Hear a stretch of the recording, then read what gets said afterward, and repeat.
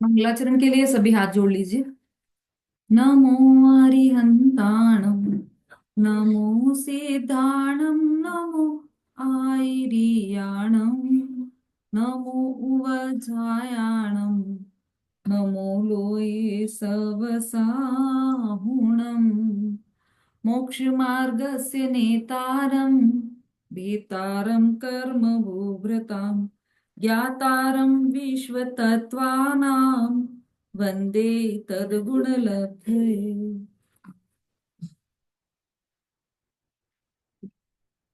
आचार्य उमा स्वामी द्वारा रचित तत्वार्थ सूत्र मोक्ष शास्त्र, चतुर्थ अध्याय, ऊर्ध्वलोक का वर्णन। चार निकाय के देवों का वर्णन हम पढ़ रहे हैं। भवनवासी, व्यंतर, ज्योतिष और वैमानिक, ये चार निकाय के देव होते हैं। इनकी चर्चा अभी हमारी चल रही है। भवनवासी 10 प्रकार के हैं, ये हमने देखा था अभी तक। व्यंतर 8 प्रकार के हैं, और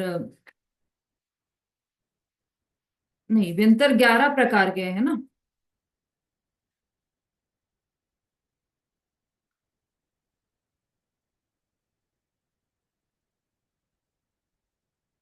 चलिए इसमें से सूत्र में से देखते हैं अपन। ज्योतिष देव 5 प्रकार के हैं, कल हमारी ये चर्चा चल रही थी। भवनवासी देव 10 प्रकार के हैं। व्यंतर देव 8 प्रकार के हैं, और ज्योतिष देव 5 प्रकार के हैं। तो कल हमने ज्योतिष देवों की चर्चा की थी।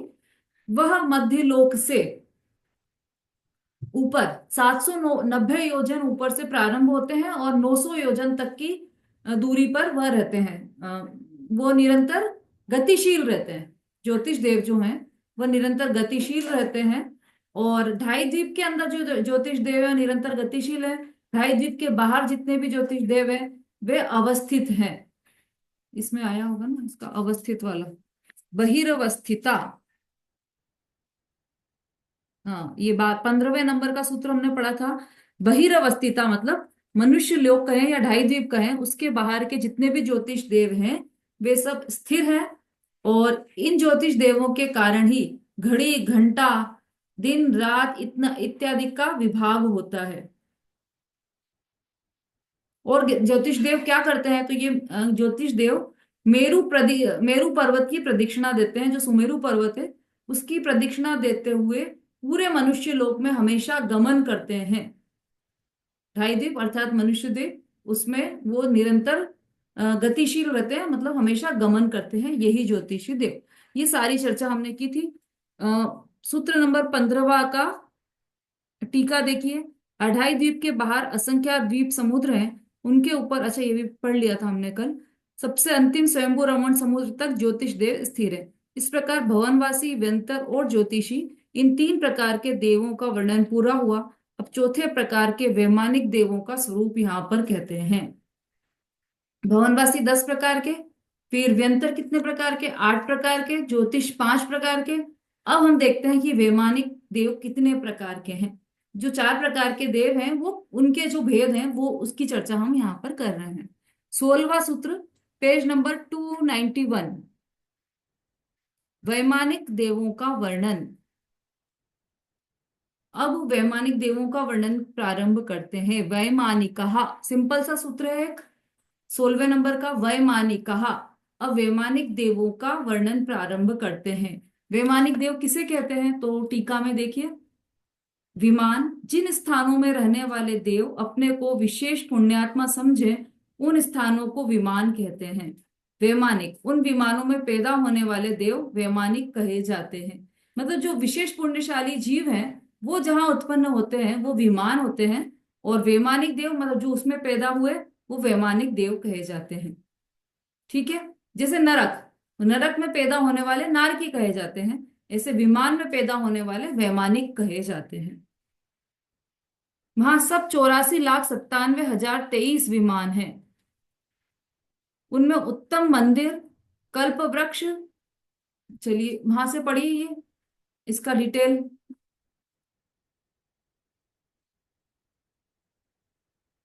आरती जी।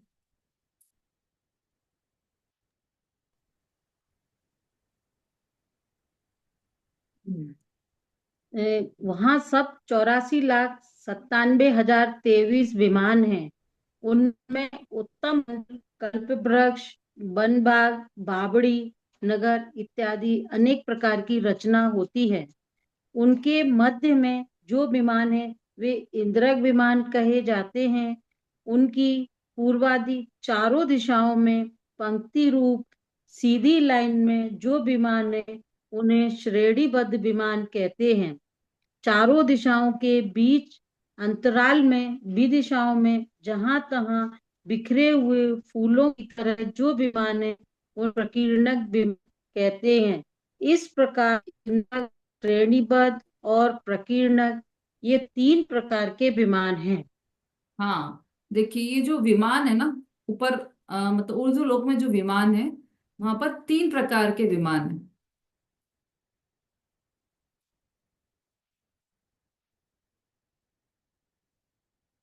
और ये तीन प्रकार के विमान हमने अधोगति में भी देखे थे। इंद्रक, श्रेणीबद्ध और पुष्प प्रकीर्णक या प्रकीर्णक। यही तीन विमान, इसी प्रकार के तीन विमान ऊर्ध्वगति में भी है। यहाँ पर भी इंद्रक विमान, श्रेणीबद्ध विमान और प्रकीर्णक विमान, इस प्रकार के तीन विमान होते हैं। ये यहाँ पर ये बता रहे हैं। तो ये जो मतलब ये जो वास्तव में देखा जाए तो जो 16वां सूत्र है, उसमें तो बस केवल इतना ही बताया है कि यहाँ से वैमानिक देवों की चर्चा प्रारंभ हो रही है। और वैमानिक देव किसे कहते हैं? जो विशेष पुण्यशाली, विशेष प्रभावशाली देव हैं, वो वैमानिक देव है, जो विमानों में उत्पन्न होते हैं, इसलिए उन्हें वैमानिक देव कहा जाता है। इतनी ही चर्चा है यहाँ पर। अब हमने जो श्रेणीबद्ध, इंद्रक और प्रकीर्णक बिल देखे थे, वही यहाँ पर समझना। क्योंकि अपन ने जब तीसरे अध्याय में इन बिलों की चर्चा की थी, तब भी यही बात की ही थी वहां पर, कि ये आगे भी चर्चा काम आने वाली है आपको। तो वहां पर आपने समझ लिया था कि जो बीच के बिल होते हैं वो इंद्रक बिल है। जो अलग अलग चार दिशाओं में निकलते हैं, मतलब रहते हैं, वो बिल श्रेणीबद्ध बिल है, मतलब वो कंटिन्यूटी से रहते हैं। और पुष्प प्रकीर्णक मतलब फूल की तरह यहाँ वहां जो बिखरे हुए होते हैं, वो पुष्प प्रकीर्णक बिल होते हैं। तो ऐसे ही बिल यहाँ पर भी होते हैं। उसका डिटेल अब आएगा। पहले वैमानिक देवों के भेद, ये 17वें सूत्र में देखिए। वैमानिक देव कितने प्रकार के हैं? तो वैमानिक देवों के भेद: कल्पोपपन्नाः कल्पातीताश्च। कल्पोपपन्नाः कल्पातीताश्च, मतलब वैमानिक देवों के दो भेद हैं। कल्पो कल्पोपपन्न और कल्पातीत। ठीक है। जिनमें अब क्या क्या है, जिनमें इंद्रादिक 10 प्रकार के भेदों की कल्पना होती है। ऐसे 16 स्वर्गों को कल्प कहते हैं। और उन कल्पों में जो देव पैदा होते हैं उन्हें कल्पोपपन्न कहते हैं। तथा 16वें स्वर्ग से ऊपर के जो देव उत्पन्न होते हैं उन्हें कल्पातीत कहते हैं। स्वर्ग का नक्शा आपने सभी ने देखा होगा, उर्दू लोक का। किसी के पास हो अभी तो यहाँ दिखाइए जरा।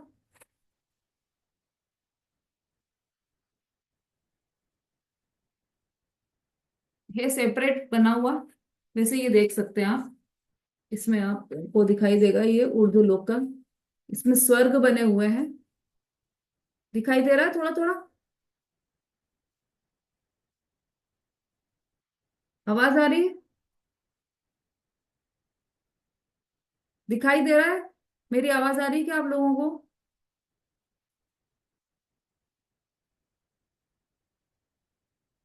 इंटरनेट का थोड़ा सा अनस्टेबल हो रहा है इंटरनेट।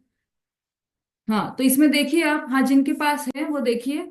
इसमें पहले जो 16 स्वर्ग बने हुए हैं, मतलब जो वैमानिक देव है वो दो प्रकार के हैं: कल्पोपपन्न और कल्पातीत। कल्पोपन्न किसे कहते हैं? कि जिसमें एक राजा हो और फिर उसका मंत्री हो, सिपाही हो, ऐसा व्यवस्था जहां पर हो। जैसे अभी अपन अपने वर्ल्ड में देखें तो इंडिया है। जैसे इंडिया है तो यहाँ पर क्या व्यवस्था है कि यहाँ पर प्रधानमंत्री होता है और सारे मंत्री होते हैं, इस टाइप की व्यवस्था है, लोकतंत्र की व्यवस्था है। और किसी किसी देश में राष्ट्रपति शासन चलता है, तो वहां पर जो राष्ट्रपति कह दे वही होता है, उसी का शासन चलता है। इस प्रकार की व्यवस्था होती है। पहले के जमाने में राजा, मंत्री, चोर, सिपाही ये सब होते थे, वो वैसी व्यवस्था चलती थी।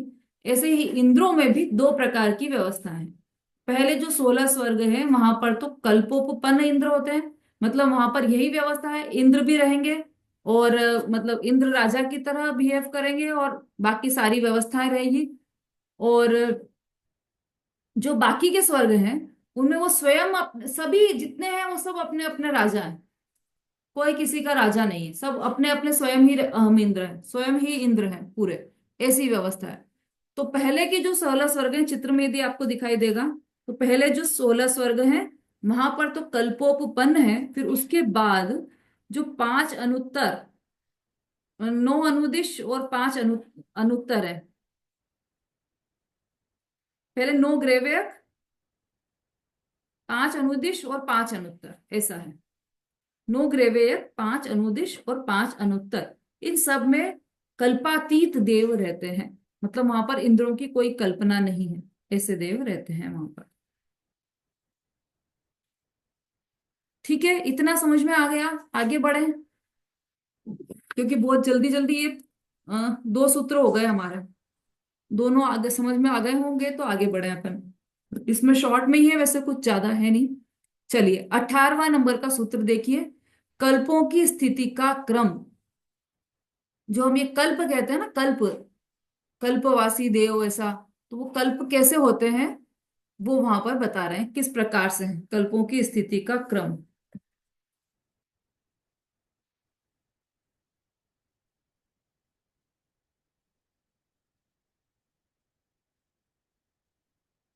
उपर्यु परी, उपर्यु परी, 16 स्वर्ग के 8 युगल, नव ग्रेवयक, नव अनुदिश और 5 अनुत्तर, ये सब विमान क्रम से ऊपर ऊपर हैं, एक के ऊपर ऊपर हैं। जैसे अधोलोक में एक के नीचे एक, के नीचे एक के नीचे एक था, मध्य लोक में सब यहीं पर थे, एक साथ ही तिर्यक लोक, मतलब तिरछे में सारी रचनाएं थी।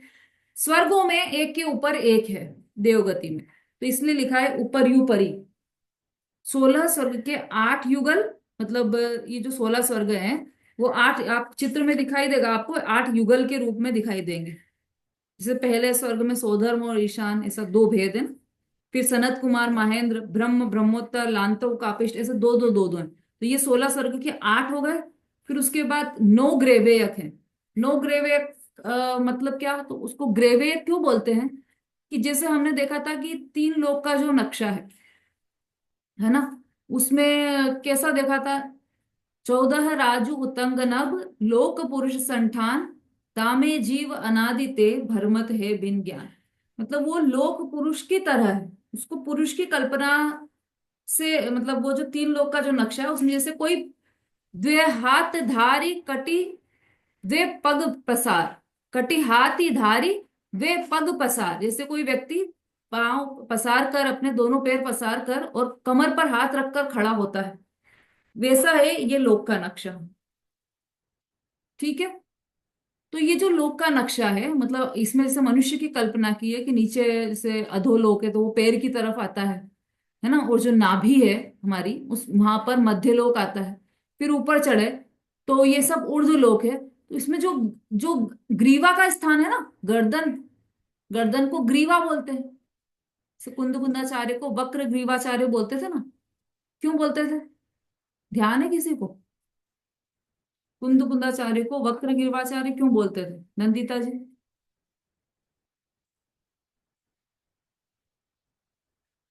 जय जिनेन्द्र।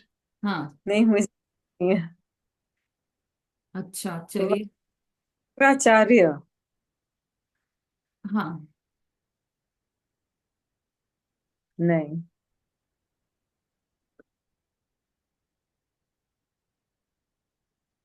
अरे इसमें थोड़ा गड़बड़ हो रही है, हाँ समता भाभी बोलिए। ये बता, वक्र ग्रीवा इसीलिए कहते थे कि उन, मतलब वो लिखते थे ना, है ना, तो उनकी टेढ़ी हुई गर्दन, इसलिए हाँ, लिखते उन्होंने थे। सही बताया आपने, पंच परमागम की रचना की थी ना, हाँ उन्होंने ग्रंथ लिखे कई, तो वो हाँ। ऐसे ऐसे करके लिखते हैं ना अपन, ताड़पत्र से लिख रहे हैं वो, ऐसे करके अपन भी लिखते हैं जब, तो अपनी भी गर्दन थोड़ी सी टेढ़ी हो जाती। तो उन्होंने इतनी रचनाएं की कि उनकी गर्दन थोड़ी सी टेढ़ी हो गई थी, थोड़ी सी। जैसे आजकल तो मोबाइल रख के टेढ़ी होती है ना, ऐसा सुन सुन के काम करते हैं, मोबाइल रखकर गर्दन के नीचे। वैसे उनकी लिख कर गर्दन हुई थी, लेकिन थोड़ी सी टेढ़ी हुई थी, इसलिए उन्हें सब वक्र ग्रीवाचार्य कहते थे। तो ग्रीवा, ग्रीवा मतलब गर्दन, इसलिए यहाँ पर ये उल्लेख किया है, ग्रीवा अर्थात गर्दन। अब ये जो ग्रेवेयक है, उसको ग्रेवेयक इसीलिए कहा है कि वो गर्दन के स्थान पर है ना। अधोलोक, ऊर्ध्वलोक, मध्यलोक और फिर ऊर्ध्वलोक। ऊर्ध्वलोक में गर्दन के स्थान पर जो जो स्वर्ग है उसे ग्रेवेयक कहते हैं। और ये कितने हैं, तो ये 9 ग्रेवेयक हैं। ऐसे ही 9 अनुदिश है और फिर 5 अनुत्तर है।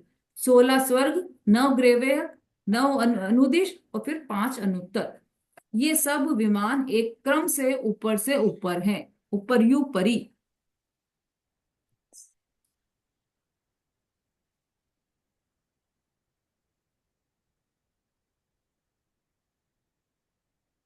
ठीक है। अब 19th नंबर का सूत्र देखिए।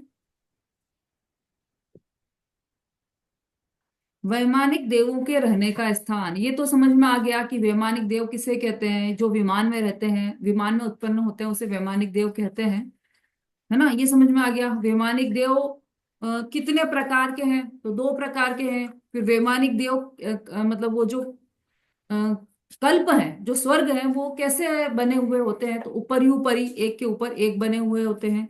ये चर्चा हमने की थी सारी। अब ये जो वैमानिक देव है, उनके किसके रहने का स्थान कहाँ पर है। हाँ, किसके स्थान, हाँ सरिता जी, ठीक है, बढ़िया, अच्छा हुआ मुझे बता दिया मैंने। मुझे लग रहा था पहले कि ये तो सबको पता होगा, तो मैं सोच रही थी ये इतनी चर्चा करें या नहीं करें, लेकिन नई जानकारी मिली है तो बहुत अच्छी बात है। अब ये जो वैमानिक देव है, ये रहने, इनके रहने का स्थान कहाँ है, कौन से वैमानिक देव कहाँ पर रहते हैं, इसकी चर्चा 19th नंबर के सूत्र में आ रही है। देखिए 19th नंबर का सूत्र। सोधर्मेशान सानत कुमार माहेंद्र ब्रह्म ब्रह्मोत्तर लांतव कापिष्ट शुक्र महाशुक्र शतार सहस्त्रारेश्वानत प्राणत योरार नाच्युत योर्न वसु ग्रेवेयकेशु विजय वैजयंत जयंता परा जीतेषु सर्वार्थ सिद्धोच्च। थोड़ा लंबा सूत्र है, पर इसमें सब नाम है, सारे सारे देवों के। चलिए पढ़िए इसको, सूत्र को।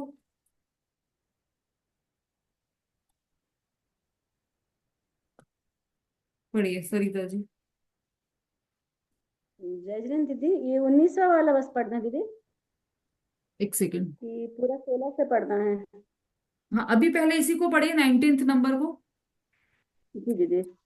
सौधर्म शान सानत्य कुमार महेंद्र ब्रह्म ब्रह्मोत्तर लांतव का शुक्र महाशुक्र सतार सहस्त्रारे म्यूजिक स्टूडियो ग्वालियर द्वारा संकलित एवं प्रस्तुत यह जैन प्राण धर्म के तयो लोगों को बता प्राण तयोरारण च्युत योर नवशु ग्रे वेकेशु विजय वैजंत वाला छोटा सा आदितेषु सर्वार्थ सिद्धौचा।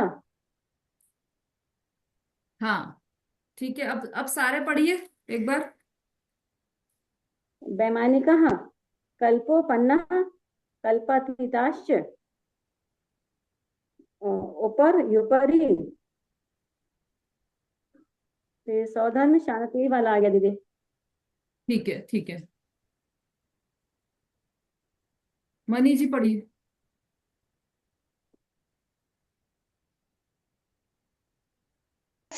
जय जिनेन्द्र दीदी।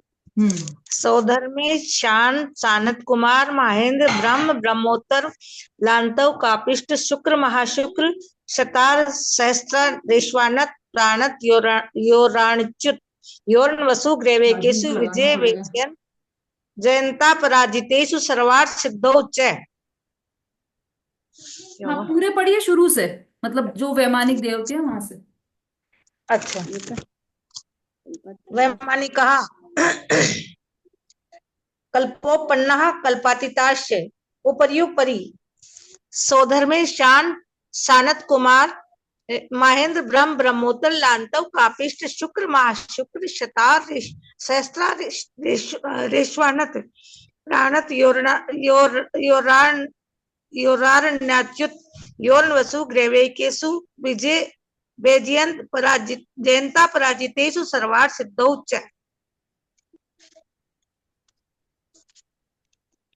ठीक पढ़ा क्या दीदी?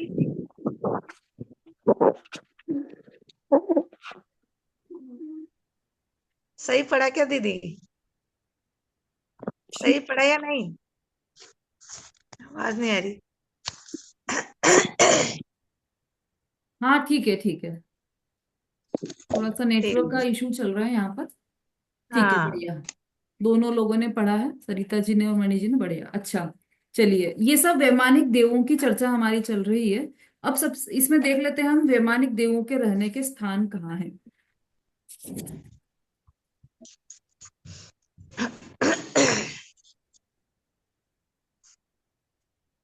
थोड़ा इसमें देख लेते हैं हम।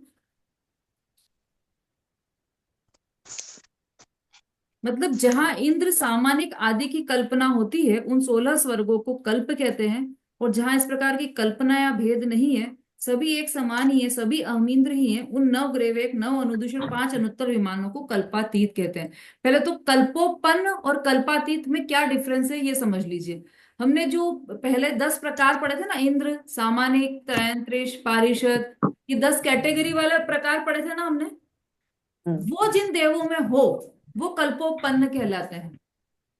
और ये 10 प्रकार की कैटेगरी जहां पर नहीं हो, सभी राजा हो, सभी समान हो, वो कहलाते हैं कल्पातीत। मतलब सभी अहमिंद्र ही हैं जहां पर। वो वो कौन से हैं? तो वो 9 ग्रेवयक, 9 अनुदिश, 5 अनुत्तर विमान, ये सब कल्पातीत हैं। ठीक। अब सोधर में ईशान,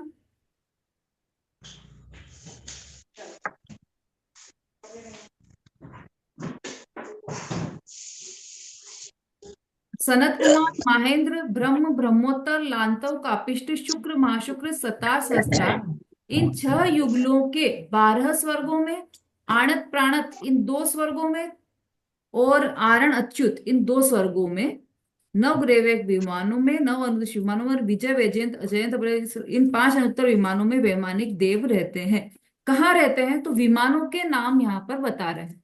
तो पहले विमान का नाम है सोधर्म।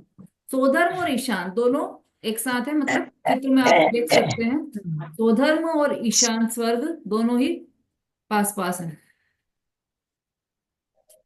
हो गए। फिर इसके ऊपर चले तो सनत कुमार और महेंद्र, ये ही स्वर्ग के नाम, मतलब ये विमानों के नाम भी है और वो ही इंद्रों के नाम भी है। सनत कुमार और फिर महेंद्र। उसके ऊपर चले तो ब्रह्म, ब्रह्मोत्तर, फिर उसके ऊपर चले तो लांतव, कापिष्ट, फिर उसके ऊपर चले तो शुक्र, महाशुक्र, फिर सतार, सहस्त्रार, इन 6 युगलों के 12 स्वर्गों में, फिर आणत प्राणत इन 2 स्वर्गों में, और आरण अच्युत इन 2 स्वर्गों में।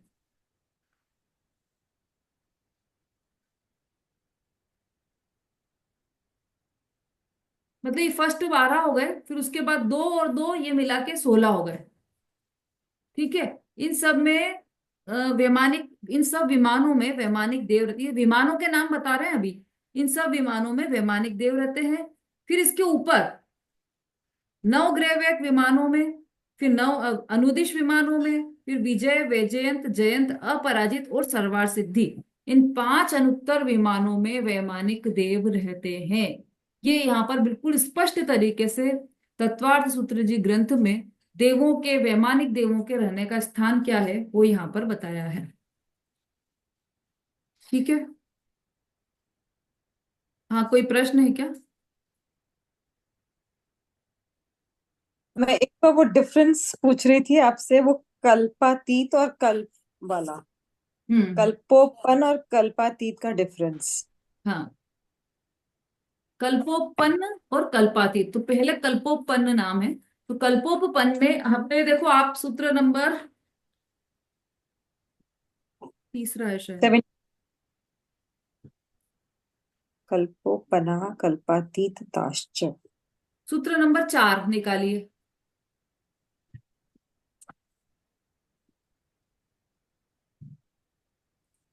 पढ़िए सूत्र नंदिता जी।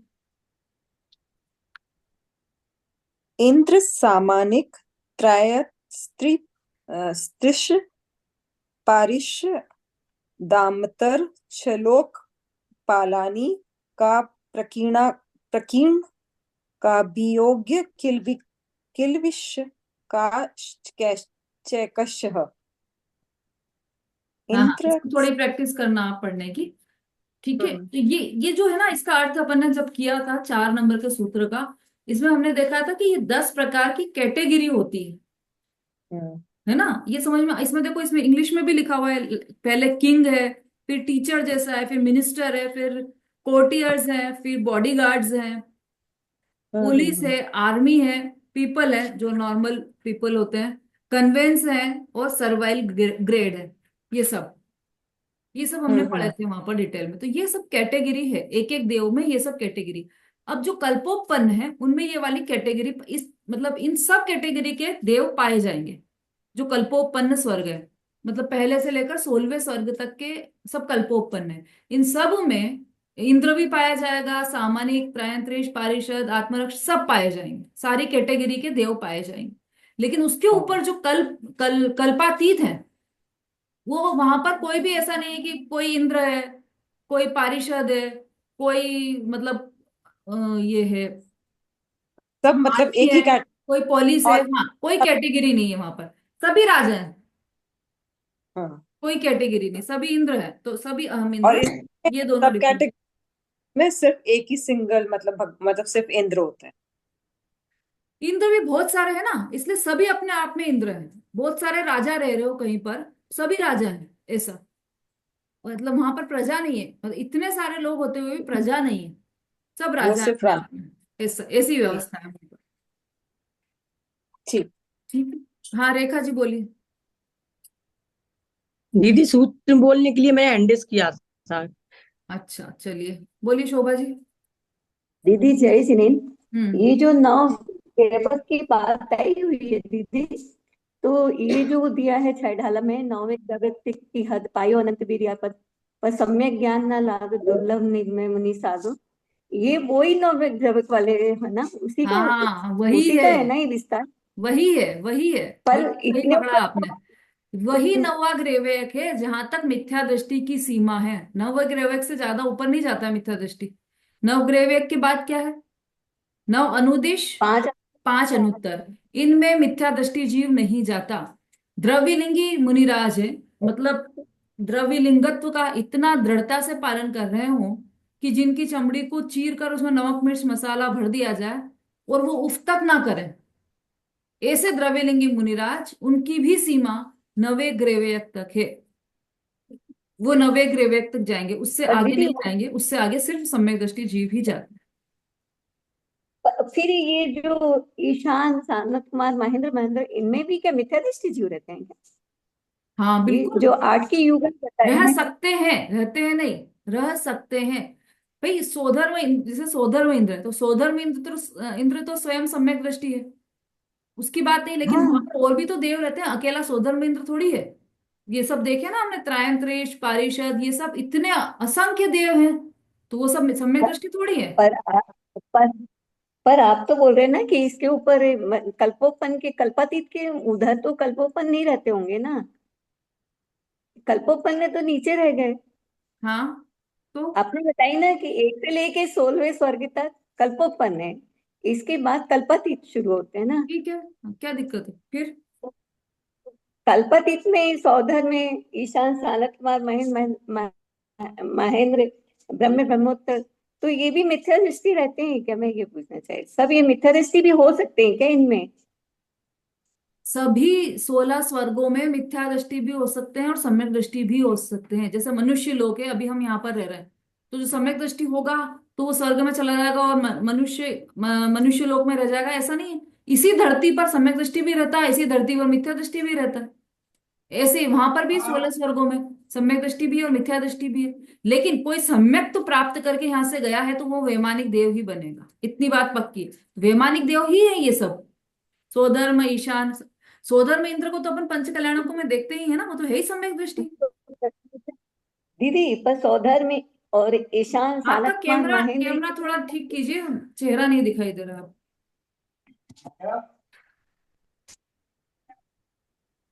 जैसे दीदी ये सौधर्मी और ईशान सानत कुमार महेंद्र, ये पंचकल्याणक में तो इनका मेन रोल रहता है ना, कि हाँ। पूरे समय भक्ति के सब पंचकल्याणक में आते रहते, तो फिर इनमें मिथ्या दृष्टि भी रहते होंगे। ये ओहो सम्यक दृष्टि जो रहते भाई, ऐसा है जैसे यहाँ प्रधानमंत्री मोदी है, मान लो मोदी सम्यक दृष्टि है, तो इसका मतलब हाँ, पूरा इंडिया सम्यक दृष्टि है, ऐसा तो नहीं है ना।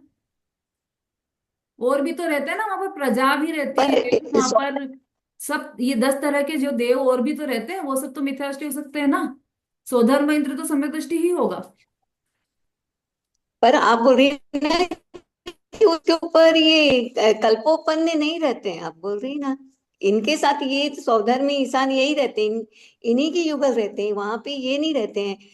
सौधर्म मतलब ईशान इंद्र विमान का सामानिक नाम है, प्रायश्चित। इंद्रों का नाम नहीं बोल रहे हैं। सौधर्म विमान, ईशान विमान, ऐसा विमान का नाम बोला है। और वहां पर असंख्य देव रहते हैं। स्वर्ग का नाम है सौधर्म ईशान। चित्र देखो ना आप इसको, चित्र देखो यहाँ पर जो बना हुआ है, तो वो तो एक, ये दो दो ऐसे मंदिर जैसे बने हुए हैं। उसमें एक तरफ सौधर्म है, एक तरफ ईशान है। तो सौधर्म इंद्र संबंधी ये पूरी सेना है। सौधर्म इंद्र के त्रयंत्रिश भी होंगे, सौधर्म इंद्र के लोकपाल भी होंगे, ये सब होंगे सौधर्म इंद्र के। ठीक है, कंफ्यूजन दूर हुआ क्या आपका? क्या कंफ्यूजन है? हुआ कि वहां पे भी ये 10 प्रकार के सब होते हैं, मतलब सौधर्म हाँ इंद्र के साथ भी बिल्कुल, इंद्र सामानिक प्रायश्चित लोकपाल सब होते हैं, मतलब आप बिल्कुल ये बोल बिल्कुल रहे हैं। होते ही हैं। इसीलिए तो ये 10 नाम दिए ना, इसीलिए तो कल्पोपन्न है वो। जहां पर ये सब व्यवस्थाएं हैं वो कल्पोपन्न है। जैसे हमने ज्योतिष देव में देखा था, कि देखो ज्योतिष देव में हमने क्या पढ़ा था, कि एक चंद्रमा संबंधी कितना बड़ा परिवार। एक चंद्रमा संबंधी, तो एक चंद्रमा का के साथ इतने सूर्य हैं, इतने तारे हैं, इतने ग्रह हैं, इतने नक्षत्र हैं। ये सब हमने पढ़ा था ना, 4-4 हजार संख्या दी थी, किसी ने लिखी भी होगी शायद। लिखी है क्या किसी ने, परिवार का?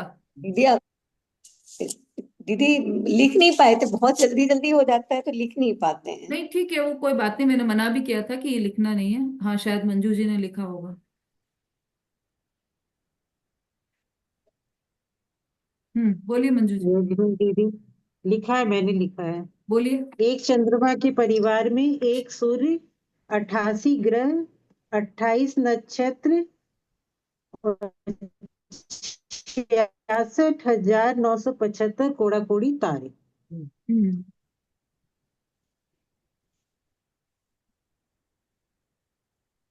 हाँ, तो ये एक परिवार हुआ ना। जी दीदी, एक चंद्रमा के परिवार में। Welcome to MC Music World. एक second, Played by TS Card.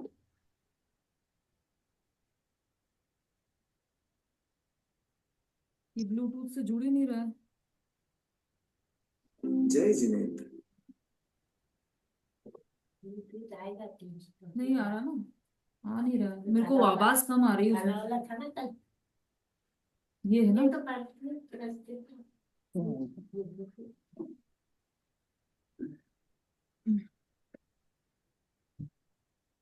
Range music studio Gwalior द्वारा संकलित एवं प्रस्तुत